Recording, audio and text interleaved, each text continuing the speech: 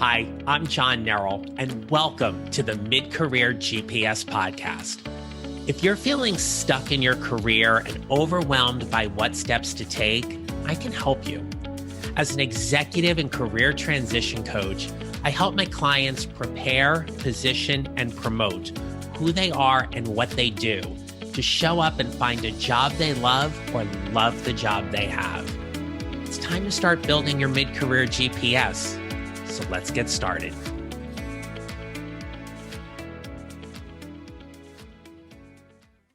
Hey everyone, welcome back to the podcast. Today, we're going to talk about professional independence. And I felt like this was a really fitting topic considering that July 4th is next weekend. I hope if you are traveling, you are doing so safely and you are still being safe when you're out and about. Though I have to say, it is so nice to be able to go and masks are off and things are opening up and life seems like it is kind of coming back to quote unquote normal or whatever normal was before the pandemic. And we certainly have a lot to celebrate this year. So I hope whatever you're doing, you get to do so and enjoy it and be safe. And with our nation's independence, it is an opportunity for us to talk about what your professional independence looks like. What's it like to go out on your own? Or what is it like for you to be so comfortable and confident and competent in your role that people just allow you to do stuff? And to do it well and not feel like there is this spotlight or magnifying glass that is always on you. So in this episode, we're going to open up some space and take some time to reflect on what independence means for us professionally, whether it be in a corporate or an organizational setting, or even if you are considering going the entrepreneurial route and you have had thoughts or visions about being your own business owner or boss and what that's going to look like, I'm going to peel the curtain back for you on that a little bit as well. When I first realized I had some sense of professional independence, it happened in my teenage years. Now, like most kids, I worked a summer job, but I was also really fortunate that I had a part-time job that I held year-long. It just so happened to be that I was a church organist. So I would spend my weekends at the church and I would play the organ for a 9 a.m. funeral, an 11 a.m. funeral, a 1 o'clock wedding, a 3 o'clock wedding, and a 5:30 mass. And sometimes I would go back on Sunday and play as well. And to have that kind of professional independence meant that I was just expected to do a job and no one was going to hover over me and be like, you need to do it better. And I mean, yes, I was supervised and things like that, but I felt like I had the freedom to just do my job without feeling like I was a bug under glass. Can you relate to something like that in your career where you worked somewhere or you had a boss who trusted you enough that you could just go ahead and get the job done? Now, yes, I got a paycheck. Even when I worked, I used to work for Wawa, which is a chain of convenience stores here in the Northeast. And I had professional independence there as well. I would lead a shift. There were certain things that I would do that I just knew my boss trusted me enough to take care of it. It just got done. I didn't feel like somebody was standing there with a clipboard checking everything off that I was doing. Being micromanaged is never fun. And if you are currently being micromanaged, that's not an easy thing to have happen. I'm going to do another podcast at some point down the road about being micromanaged and how that is so toxic and detrimental for us. But there is an element of trust that happens, and it is a relational trust between you and your boss that allows you to navigate independently to do the things professionally you are tasked to do. As a classroom teacher, one of the biggest senses of independence I ever had was when I had tenure and I closed my classroom door and got to do some of my best work. As I progressed through my teaching career year after year, and the lessons got finely tuned, or they got better, or I would create a new lesson and we would go ahead and do it, to know that I essentially was the boss of my classroom, or I was the facilitator of my classroom, and that nobody else was going to come in and bother me for that, was one of the best feelings I've ever had in my career. Trust me, when you work with 25 to 30 middle schoolers at a time, if you mess up, it's going to get back. They're going to tell their folks, their guardians, their parents. It's going to get back to administration. Nothing like that kind of flies under the radar. So you do a good job, everything's great. You do a bad job, they're in your room all the time, which is the way it should be, right? We should not be jeopardizing a kid's education. But there was just that thought of like, I got this. I got this. When you've worked with people, and I have had my fair share of them, I'm not going to spill the tea on all the bad managers I've had. That's not right. But I have had some bad managers. I have worked with some bad leaders, and bad in the sense that I say that they micromanaged me, and they impact us in that way that just makes us feel less than independent. It is hard to feel as if you can thrive in your job when you don't have the trust, the support, the cooperation, and mentorship of your leadership, that they can continually develop you to grow in the role and be prepared for whatever is next.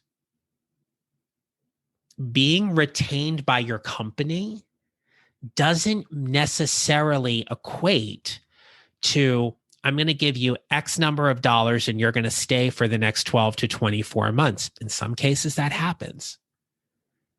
But employee retention is also about doing the good things day in and day out that foster, develop, nurture, communicate, support the people who you work with day in and day out, that make them say, I love it here. I never want to leave. When you are feeling stuck, and this is a big one. This is a big one when people come to me for coaching because they say, I'm feeling stuck and I'm not sure how to get out of it. Or I feel like I'm in this box and I can't let it loose and I can't get the job that I want and do the kind of creative things that I want. When you are feeling stuck, you may be craving, or you are craving, an independence that is to release you from where you are and to go somewhere else. And the question in that moment is, if you are seeking greater professional independence, is it going to happen because you work for a different organization? You work for a new boss? You are getting paid more, or maybe you're getting paid less because that's what you're thinking, like you're willing to take a pay cut just to get some pressure off of you. Maybe it's about being in a leadership role or not having any direct reports. Being stuck is a great opportunity to dig really deeply around whatever it is that you want to help you get to the next spot. When you think about what is next, again, it's that opportunity to really be as creative as you want. And for many people, myself included, have not only entertained the idea, but decided to pursue an entrepreneurial route. When I was doing my coaching certification, I went through a program called IPEC, the Institute for Professional Excellence in Coaching. And it was 320 hours of certification that included 90 hours of in-person training and development. And as part of the program, I had a success coach, and we met at 4 different times during the program. And at one point, my success coach said to me, "Have you ever thought about pursuing coaching full time?" And I laughed at her. I was like, "Oh my gosh, no. I've got this great job. I make 6 figures. I work with amazing people. It's safe and secure. I would never leave my job." I left my job. In fact, I left my job, I want to say it was about 8 months later. Now, some things happened, and one of them was we had another reorganization, and I landed in a not so optimal spot for me. For the organization, it was great. They had a clearly defined role for me. It just wasn't fulfilling to me. I wanted to do a lot more, and it just wasn't possible there. And so, in thinking about what that professional independence for me was like, I was really at this crossroad between, do I pursue another organization and leverage my skills and talents elsewhere? Or do I pursue a coaching route in opening my own business and be the entrepreneur that I never, ever, ever thought I was going to be full time and see what that looks like? So the first thing I did was hire a business coach. I hired a business coach to help me start putting the framework of things together. And I started doing this part time. And what I learned in that whole process was, and maybe you have a part time job or a side hustle or a passion project that you are doing, and you've questioned whether or not you could do it full time.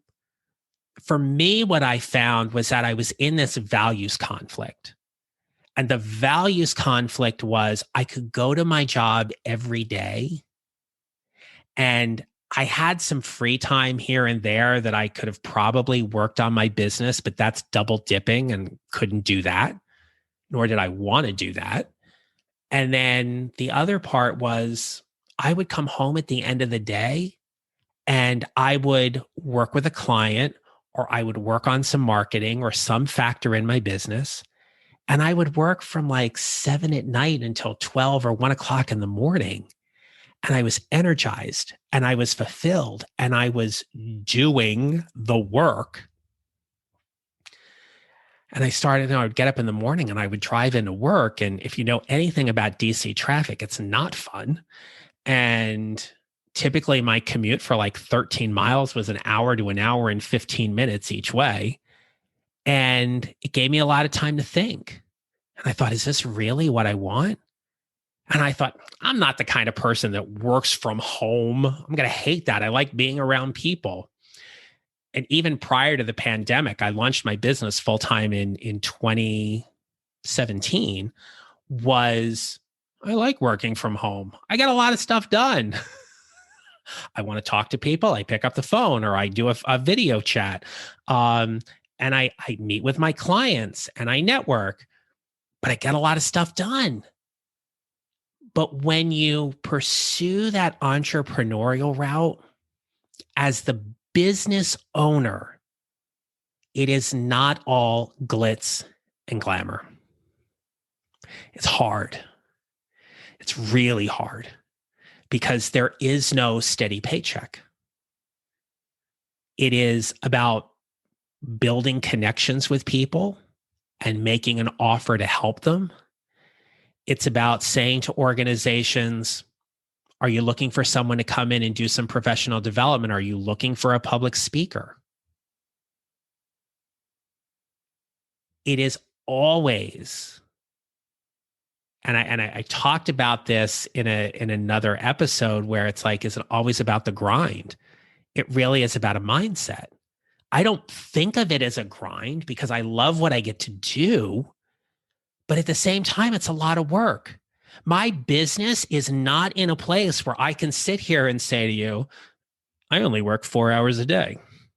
I only work 3 days a week. I work 10 hours a week and I make 7 figures. I'm not anywhere near that, not even close. But we're putting steps together. I'm building my own professional GPS in terms of my business and how it's developing.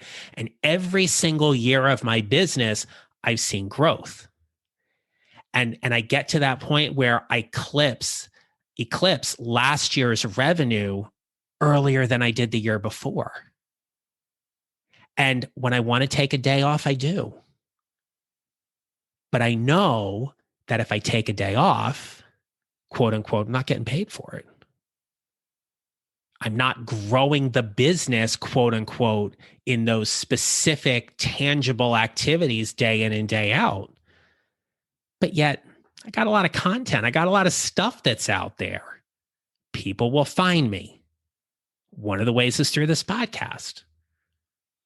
But one of the things, if you've been following me for a while, whether you subscribe to this podcast, whether you are on my email list, if you are not on my email list, go to johnnerrell.com. I've got a great free resource there called the 55-Minute Career Jumpstart.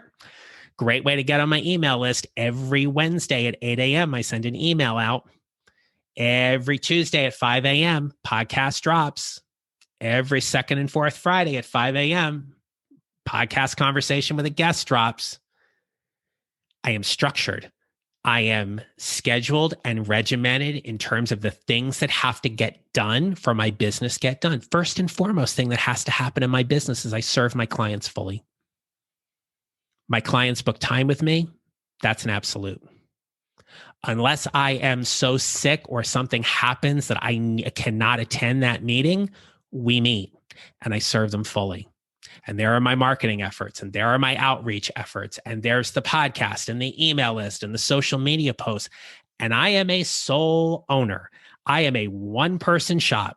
I do everything. You see a post from me on Instagram, it is mine. You see a post from me on LinkedIn, I wrote that. There may be a grammar error in that. I am sorry, but it's just good enough today.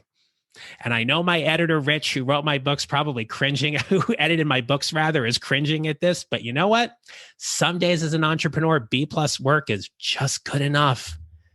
It's the lessons that I've learned along the way.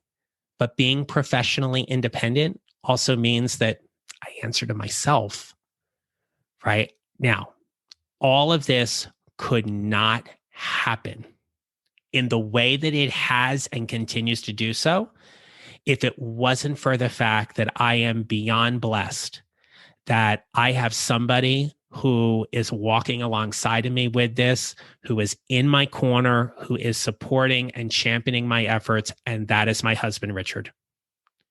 He works a phenomenal job. He's got the benefits. I am on his medical plan. And if that were not the case, this would look very, very differently. We did this together. We put a 5-year plan together for the business. We're in year 4 to see what this would look like and if this would work.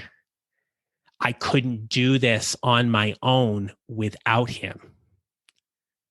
But he isn't actively involved in the business in terms of the day-to-day stuff, right? Because I'm the owner of John Nerrell Coaching LLC. But as my husband, right, he may say to me, did you get the email done? Did you get the podcast done? Right before I recorded this, I was like, going upstairs to record a podcast. He's like, all right, go do it. You know, it's just the way it is. I don't have to do this podcast. I do it because it's part of my business plan. It's part of my outreach to serve all of you who are listening. But I kid you not, on average for the month of June, because I had the Rising Stars event, I have an event that I just finished up last week as well, that on average for this month, I have worked about 60 hours a week. And I know a lot of you out there are working that and then some. But here may be the difference. I have loved every single hour. I would not change it for anything. I love what I get to do, and I hope you see that. But when I'm up late at night or I'm up early in the morning, not so early in the morning, still need to get at least 6 hours in somewhere. But I promised myself on this professional independence and being an entrepreneur that I would only do things that I like to do. That is one of the benefits I have in my business. I only do things I want to do. I don't have a boss that is coming to me and saying, John, you need to do this by 4:00 on Friday. I joke sometimes that the cat says that to me, but you know, what am I going to do? I'm still going to feed her. Like, I still love her, right? I'm not going to not joke, right? 'Cause sometimes it's just fun to anthropomorphize our pets, right? I am accountable to myself and to my clients when they schedule a session and we agree to meet. I only do things in my business that I love to do. And in that respect, that feels phenomenal. That feels professionally liberating and independent. But I still felt professionally independent when I was working for somebody as well. The goal here for you is, where are you finding your career independence? When you're waking up in the morning and you're getting ready, are you saying to yourself, I get to go to work? Are you saying, I have to go to work? Oftentimes, what happens in our mid-career journey is we question where our impact is, and knowing we want to do more, how to get there. And if you have ever wondered what working with a coach looks like, I will tell you that is one of the most powerful conversations you will ever have with a coach, whether you work with me or you work with somebody else. To get that sense that you are getting unstuck and moving forward and taking the ownership in your career that you have to claim the independence you want and deserve. What is your career independence? Whatever your role is, you have an opportunity right now. 2 episodes ago, we were talking about how never is the right time for you to leave your job, episode 37. We talked about, what if you just acknowledge you are exactly where you're supposed to be? Well, if you are exactly where you are supposed to be, you now have an opportunity for being career independent. When you realize you are completely responsible for your career and where it is going, that, my friends, is why you need or you have a career GPS, because it will help you navigate toward that independence you want, you crave, you desire, and you need. Your job is to figure out what that looks like. Because when you have it, it's freaking phenomenal. And like I said, it can happen whether you are a business owner, an entrepreneur, you are the loyal employee who has worked for an organization for 25 years, maybe 15, whatever it is, but you know what that looks like. And that's pretty incredible. All right. As you go out and about, please remember, stay safe, keep everybody else safe, be well. And remember, we build our GPSs 1 mile at a time, and how we show up matters. All right. Happy 4th of July. I will see you next week. Take care. If you enjoyed today's show and don't want to miss an episode, follow on Apple Podcasts or wherever you usually listen. And I'd appreciate it if you would leave a rating and review. Visit johnnarroll.com to download your free copy of the 55-minute Career Transition Jumpstart to help you start building your mid-career GPS. And don't forget to connect with me on LinkedIn and follow me on social at John Narrow Coaching. Thanks for listening. I'll see you next time.